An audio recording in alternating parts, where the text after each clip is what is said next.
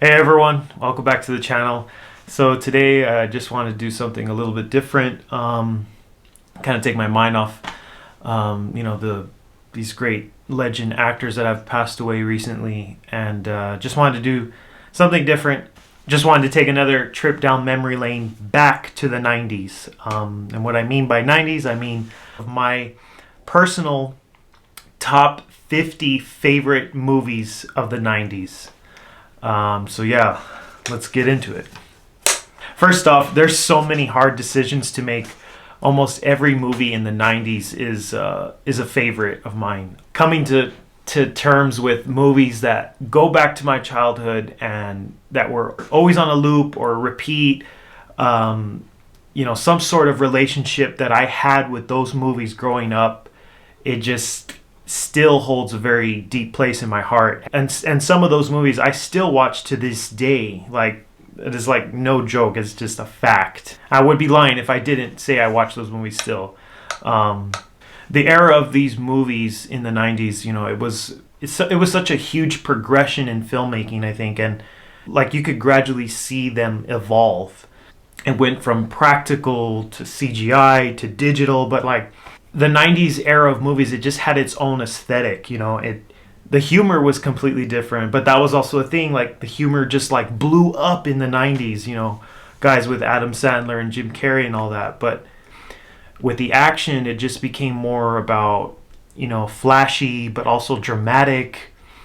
And, there was not so much like CGI yet involved in the 90s, but everything was all practical, and that's something that I've always appreciated about the 90s. And it all concludes to the storytelling. I think the storytelling was something that I really love in all these films that I'm about to share with you guys.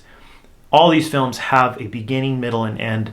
And the dialogue was a lot more thicker in the 90s, and it wasn't like those one-liners in the 80s, But the 90s sort of like was the era of also, like this storytelling. And growing up watching all these movies, it really did something to me on a personal level. But yeah, I just wanted to share my thoughts on the 90s era of filmmaking and movies and such. But anyway, let's get into my top favorite 50 movies of all time from the 90s.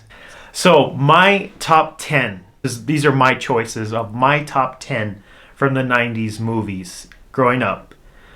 My number one is The Matrix. It really was an eye-opener for some of these movies later in the 2000s that it emulated and sort of influenced in a lot of ways. I mean, action-wise, the CGI-wise, the special effects, the storytelling.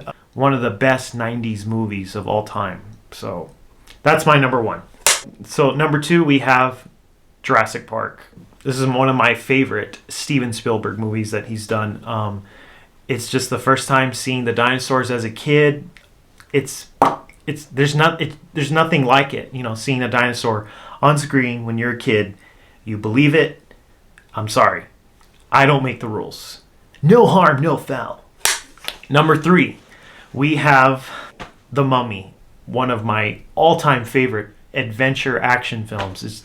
It just has the best lines. You always did have more balls than brains.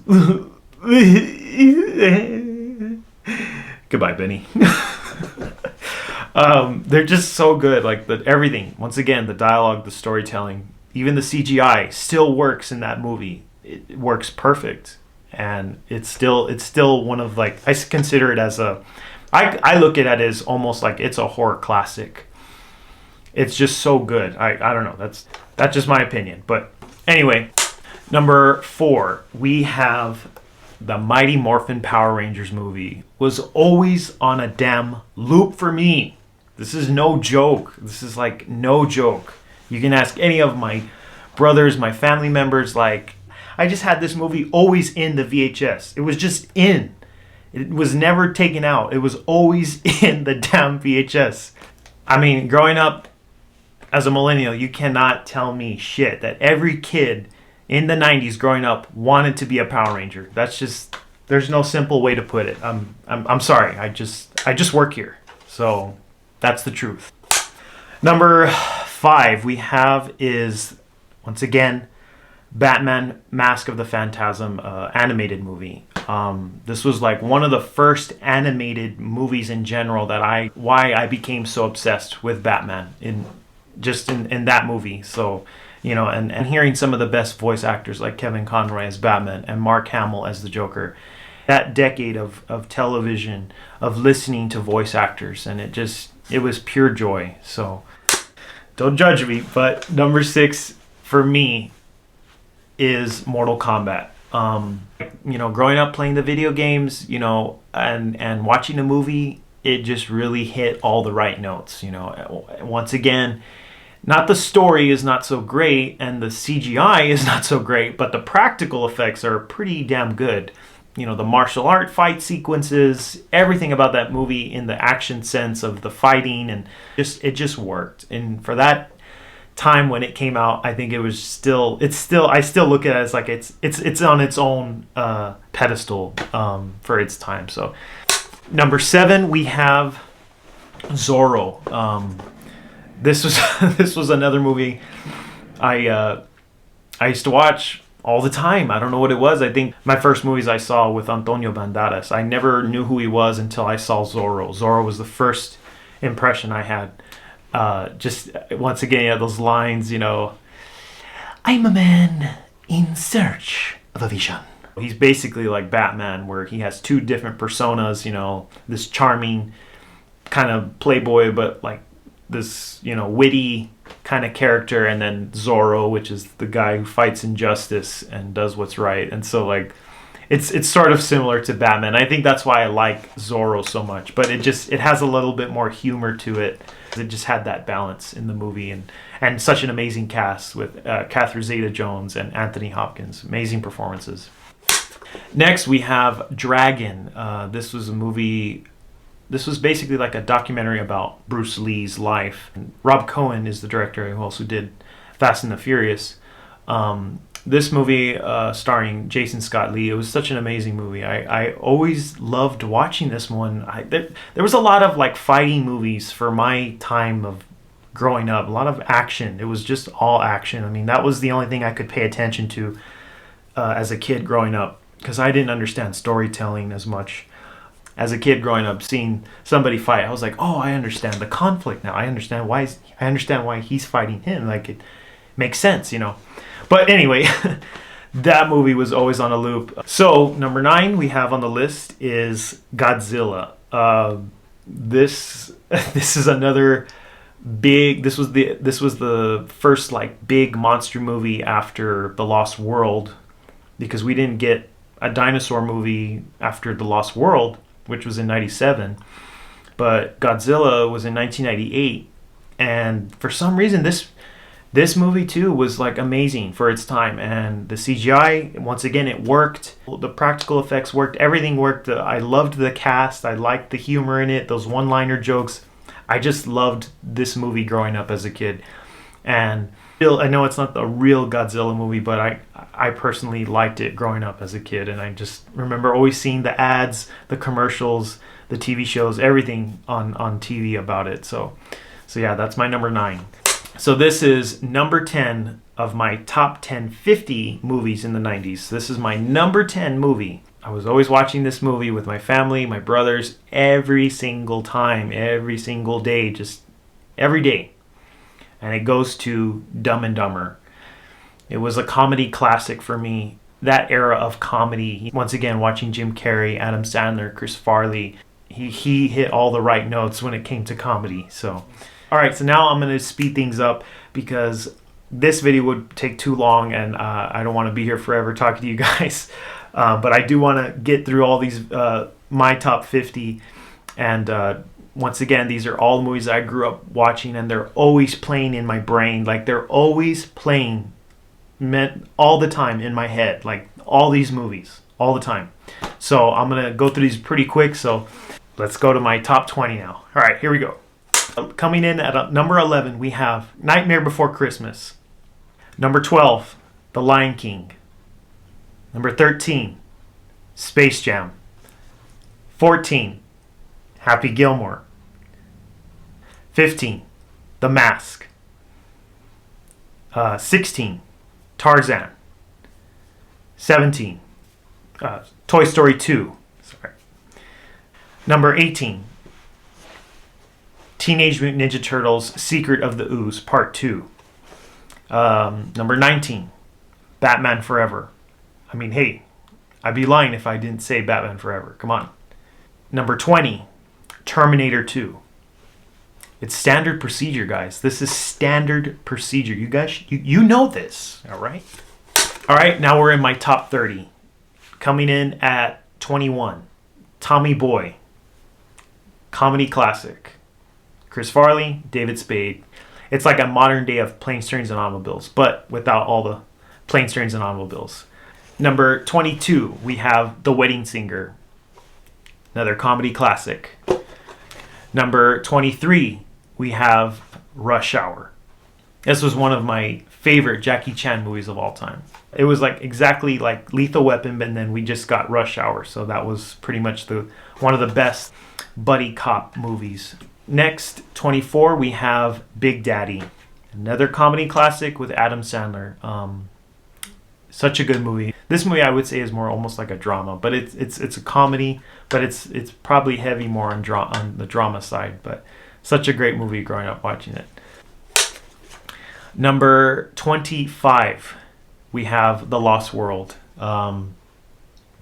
This was another one that I used to always watch. I just remember always seeing the two T-Rexes. That was the one thing that I always remembered. It was the two T-Rexes, and then the intro of the girl getting eaten and screaming. Like, I remember seeing that as a kid, and I was terrified. They didn't even have to show anything in that intro, and I already knew this movie was, oh my God, it was good. So, number 26, we have Rumble in the Bronx. This was another Jackie Chan classic film that he did in the 90s. Man, just amazing choreographed fight sequences and amazing stunts. So, great action movie. Number 27, we have Mouse Hunt. This is another. This is sort of another physical comedy movie. It was like Tom and Jerry, but with humans. Number 28, we have Forrest Gump. This was another just movie that was one of my first impressions of Tom Hanks. It gave you everything in one movie. So, and that was a movie I love watching Tom Hanks, and it's just still to this day I still cry. I still get teary just watching it. So it's an amazing movie. Next, we have Edward Scissorhands. This was the first Johnny Depp movie I could say I ever saw, which is unique story, watching a man with scissors and sort of not fitting in the world, and I just loved the whole story, and it was such a unique, soft, dark tone type of movie. So, yeah, one of my all-time favorite Johnny Depp movies is Edward Scissorhands. Next, we have, coming in at 30, we have The Saint. It's like a spy espionage movie, but Val Kilmer actually got to do a lot with this role. Got to play like 10 different personalities, 10 different people, and it was a cool movie. It was a pretty cool movie. I liked it. Coming in now at my top 40, we have Mulan. Another movie I'd be lying if I didn't watch it a lot. And most of my aunts, when they were growing up watching this movie, they always had it on play and on repeat. So I just kind of would watch it all the time with them. So next we have Hook. Hook. This was such another cool story. I loved because it's older Peter Pan. And, watching Robin Williams was another actor that I grew up watching in so many of his movies. It's not so much of a comedy, it's more of like adventure and a little bit of drama in there as well. And, his performance in that role was interesting and just very different from anything else he's done. So that was such a good movie growing up watching. Next, we have Jumanji. Jumanji, that was an intense, crazy movie. Very practical, a lot of animatronics in some parts with the animals and stuff, but the story is pretty creepy still. I still find it kind of creepy. A kid gets sucked in a video game, like that's pretty bizarre, at least the way they did it in this movie. Still scary. The soundtrack, everything about it it still gives me weird vibes, but I still love watching it. It's still good. Next we have Batman Returns. This was another movie. I didn't understand Tim Burton's visual aspect yet. I really didn't understand why is this so gothic and gritty and everything. I just didn't get it, you know. But later, as I grew up, I started to appreciate the movies even more so. But yeah, this one was always on a loop too. Next, we have The Sandlot. I mean, I watched this movie so many times in school. They used to play this like every year in school. I never even watched it at home. It was always playing at school. For some reason, we'd always watch this movie in school. So, such a great classic movie. I love that movie. It's a pretty funny movie. So, and next we have Men in Black. This was probably one of my favorite sci-fi films growing up. It's almost like if it wasn't trying to take itself too seriously, and that's what I love. That's what I love about Men in Black, because they really don't explain the unknown. They're just these aliens living amongst humanity, and we don't know who they are. And I just like how casual the Men in Black were, and I just like Tommy Lee Jones and Will Smith. The chemistry between the two was just awesome. I loved it. Next, we have Fools Rush In, starring Matthew Perry and Salma Hayek. I always watch this one a lot for some reason. My parents watched this one, and then I started to really like it a lot, and because I saw how much they liked it, and I just always was watching this movie all the time. Just the sarcasm of Matthew Perry, and you know his little yeah. It's a pretty good romantic comedy. Next, we have Super Mario Brothers. This was a movie I remember seeing at Blockbuster on the shelf, and just looking at it, just analyzing it, like, what is this? Like, there's a Mario Brothers movie? Like, yeah, if you watch it now, it's still trippy, it's still just weird. It's just got weird vibes to it. But it's also enjoyable. I don't know why I still love watching that movie. It just brings back a lot of nostalgic feelings. Next, we have Iron Giant. Iron Giant, yes, that was another movie I loved watching. I think this was the same director who did Incredibles, Brad Bird, I believe. And this movie, though, was such a cool concept between a boy and a robot. I was always playing that one. So now we are at number 40, which goes to Vegas Vacation. You know, the face expressions that Chevy Chase gives you. He's trying to be serious, but it comes out as if it was funny. And that's why I like those movies, you know. But Vegas Vacation, I would say I watched the most as a kid. And then that's when I started going back and watching the other ones, because my parents didn't let me watch the other ones because of all the crazy dialogue of the way he would talk and some of the adult stuff that he would say, you know. So, but Vegas Vacation, yeah, that was one I always used to watch a lot. That was really classic funny movie. Next, we have The First Kid. This was this was a good movie. I enjoyed watching this one, and I loved watching Sinbad in it. He was a perfect guy to play for the role. A movie that just basically taught me about learning your lesson, and it was really funny. So yeah. Next, we have Kindergarten Cop. Kindergarten Cop is one of the classic Arnold Schwarzenegger movies. He's balancing between being a cop and being a kindergarten teacher, and so it's like it gives you action and it gives you comedy all into one. And honestly, I could say that movie shows his different personas of being an actor, like, you know, very serious and then being funny and being energetic. But that movie, yeah, that was always a classic for me, so I loved that movie. Next, we have Demolition Man.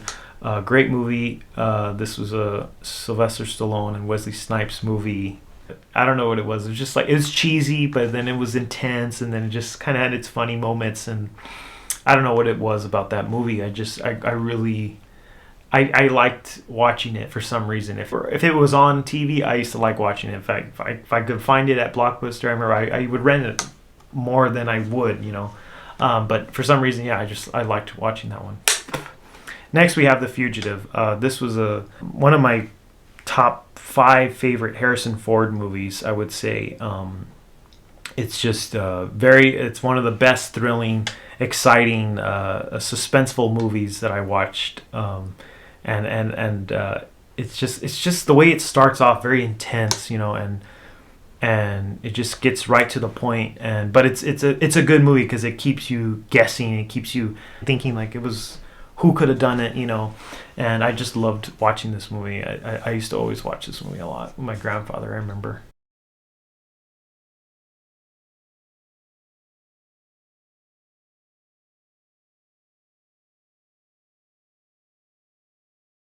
Next we have Star Wars Phantom of the Menace. You caught me. Once again, I'd be lying if I didn't say this was on my list, because as a kid growing up, I wasn't even born yet in any of the Star Wars films. I was already born before Phantom of the Menace. So this one, I mean, yeah, story wise, I did not. It's not the thickest writing of the story franchise, but visually, it was eye candy for me as a kid growing up. My favorite scene still to this day with Phantom of the Menace is Darth Maul, Obi Kenobi, and Qui-Gon Jinn fighting, and that's what did it for me right there. It still has to be on my list because visually it was another movie that did wonders for me. Next we have Liar Liar, another comedy classic by Jim Carrey, playing a lawyer, and I just loved this movie in particular. It was so crazy, just all over the place with Jim Carrey's voice and his actions and his gestures and his everything about him in that movie is just off the scale. It's so funny. But yeah, another classic for me on that one. Next we have That Thing You Do. This was a good movie I used to love watching a lot. Tom Hanks, I believe, directed this one, and it's a movie about a band, about their one-hit wonder. I liked how in the story it was pretty much one song could either make you or break you. And I feel like that's sort of what I could relate to in some ways. But so anyway, for my last one is Goes to Jack Frost. I used to always love watching this one. I think something about it, about the story, just felt more meaningful when I was a kid, like not picturing, being without one of your parents. And I think that's why I like this one a little bit more. So, but yeah, there you guys have it. There's my top 50 movies of the 90s.